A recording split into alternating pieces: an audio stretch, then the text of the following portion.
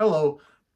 So today I would like to yap and yammer about my favorite films of all time because I've been thinking about it and they've changed. My top 10 has changed pretty significantly over these last few days here.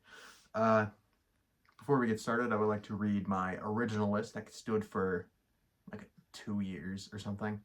Um, in descending order, it was Howl's Moving Castle, The Lighthouse, Star Wars: A New Hope, the original, Mamma Mia the movie, yup, Princess Mononoke, Dune Part 1 by Denis Villeneuve, The Muppet Movie, Jim Henson, Blade Runner 2049, another Villeneuve flick, Past Lives, and by Celine Song, and Paris, Texas by Vin Vendors. So close the old laptop here and throw it on down. So we're gonna start with kind of the original change. That was like sort of the stepping stone for all this. And that was I realized this might just be recency bias. I know. I like Dune Part 2 better. um, Not only does this like adapt the sort of the less exposition-y and kind of better part of the original Dune novel, um, what Villeneuve does in this film is crazy. He gets some of the best performances of last year out of Austin Butler and Timothy Chalamet, and that's saying something. After seeing Chalamet's like run of last year, I talked about it in my first off the rip reviews video. But I love this film. This is very, very good. This is at 10 right now. That might change. I don't know. Saw other flicks like the Muppet Movie, which is right there, and Spirited Away. Those both were like creeping at the 10 spot for a while. Spirited Away was at 10 for a while, but that might change. I don't know. Put this back. Now we're gonna talk about the most recent change, and I say most recent as in today, as of filming this video. I bought this film today. I watched it tonight. Lahane. This blew my mind, dude. Like, I wrote about it twice, both on Letterboxd, linked below, and I have a little like journal where I write the films that I watch, like a little physical Letterboxd thing. This I didn't expect what like came out of this film. The dynamic between Sade, Vince, and Hubert was one of my favorite like trio dynamics that I've seen in any film. The beautiful cinematography by Pierre Aim. It's not Aim. It's probably the last name. It has the little accent mark over the I, but I'm saying Aim because I'm a fucking stupid American film student piece of shit. The very intentional change to like more static shots after that fantastic dolly zoom shot. If you've seen the movie, you know what I'm talking about. I might put a clip up. I don't know. If I did, there it is. I just love how Aim played with the camera. This is just fantastic. If you haven't seen it, what the hell are you doing? Do it. It's great. Next up is one that like got on the list this year. That is Vin Vendors' Paris, Texas. It's only like raised on my list because it was 10, now it's at 8. Crazy. This film has one of the best final 45 minutes I've ever seen. And the fact that it's able to do that with maybe 6 or 7 shots altogether, I could be wrong, is just insane. The monologue that Travis gives, and like with that 11-minute shot, and then the boom switch to his ex-wife, which I'm embarrassed to not remember her name. It hit, man. It hit like crazy when I first saw it. My jaw was on the floor. It was one of those scenes where like I realized I wasn't like breathing super good, and that's because of like I don't know. It literally took my breath away. If you haven't seen Paris, Texas, then you should do it. I got very curious after I saw Perfect Days at one of my at a local theater. And I thought, wait, this Vin Vendors guy, I think he has more going on, and he absolutely does. Perfect film. All of these films are 5 out of 5 stars on Letterboxd, by the way, which is something that's kind of rare for me. I think altogether I have 16 fives altogether out of my like 300 something reviews. Another one here. Past Lives by Celine Song. Whew. This freaking film, man. This expressed an emotion that I've certainly felt. That I've felt for a long, for a long time in a period of my life. It's like a longing for something that like you can't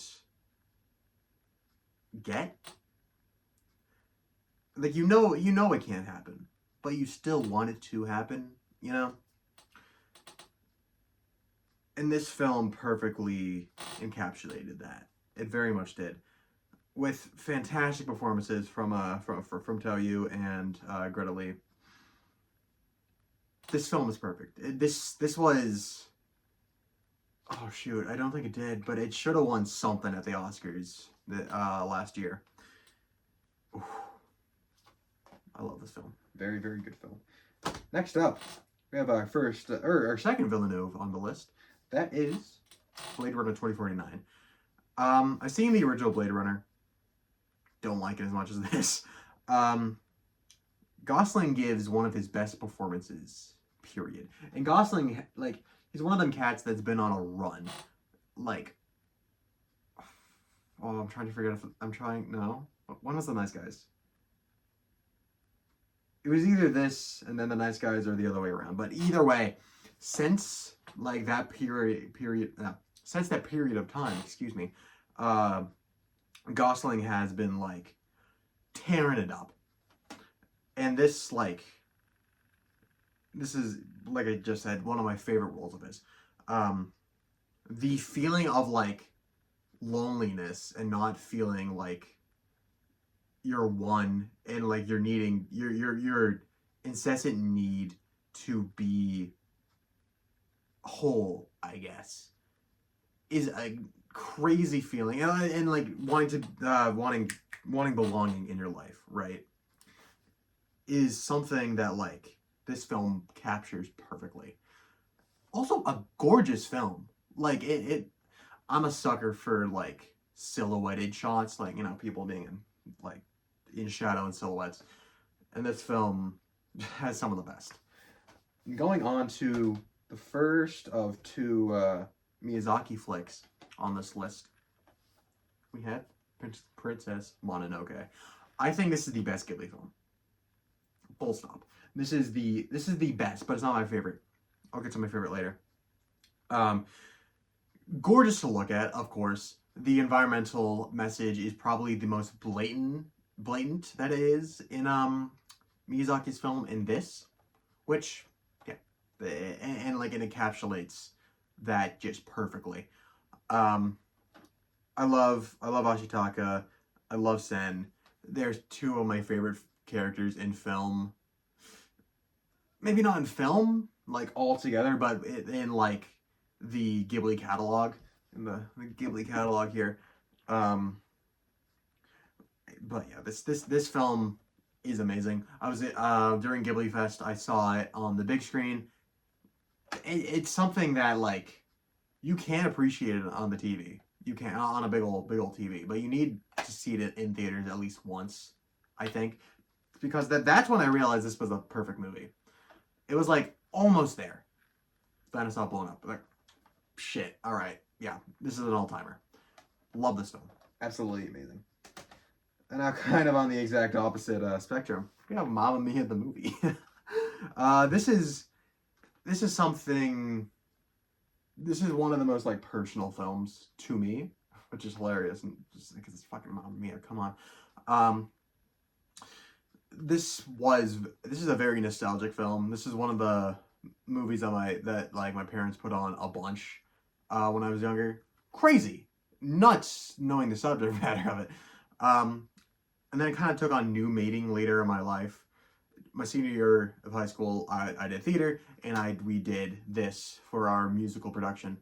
And some of the most like monumental things in my life happened during that production, and like now I look back on this film with even more of like a soft feeling. That's if that it makes any sense.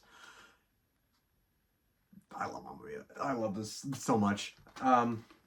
Going on to my like kind of my childhood movie. This is one that like I loved. I was introduced to this franchise when I was like 6 or 7, I think. I don't remember. But and this isn't like the specific film, but it's a collection. Um, Original trilogy, Star Wars: A New Hope, or just Star Wars. If I think Star Wars is just the better title for it. Sorry, New Hope. Sorry, libs. Um, I absolutely love A New Hope. I think it is.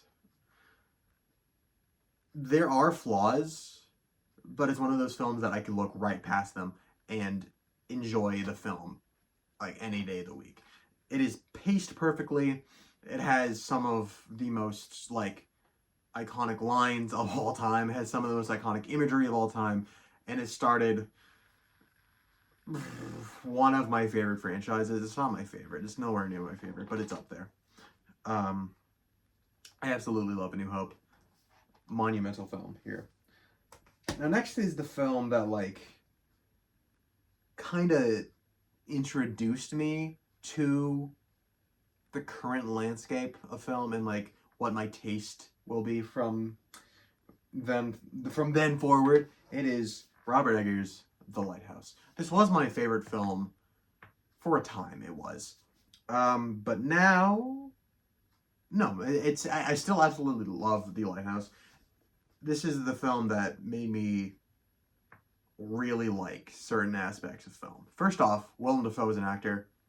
He's now my favorite. He's an all-timer. He's one of the best to ever do it. Robert Eggers as a director. This is my first Eggers film.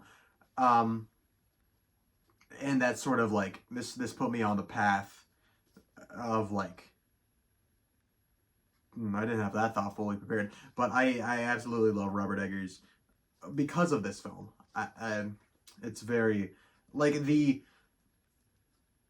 way that is made, it's absolutely fascinating knowing that they like completely built a lighthouse and they completely built like the like living quarters on like a peninsula, and they made the peninsula just look like a tiny island.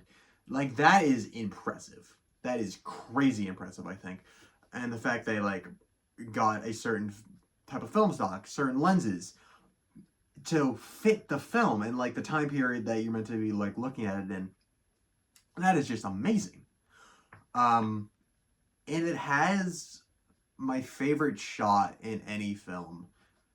It's the one where Pattinson is just like peering down through the roof, and like you're looking at his eye through the little like hole in the roof. I don't know what it is about that shot, but it's stuck in my head ever since I saw it. The Lighthouse, Robert Eggers, fantastic. And now, here's what took over as my favorite film of all time. This happened back in March, I think.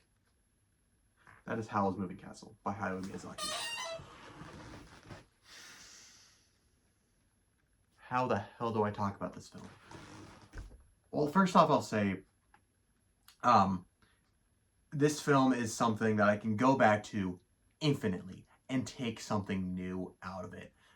Like on the most recent watch, I also watched at a theater for Ghibli Fest. I kind of like realized how much of the backgrounds, or no, how the backgrounds sort of accentuate the film, if that makes that might not be the right wording, but that's the wording I'm going with. This film, I think this is perfect.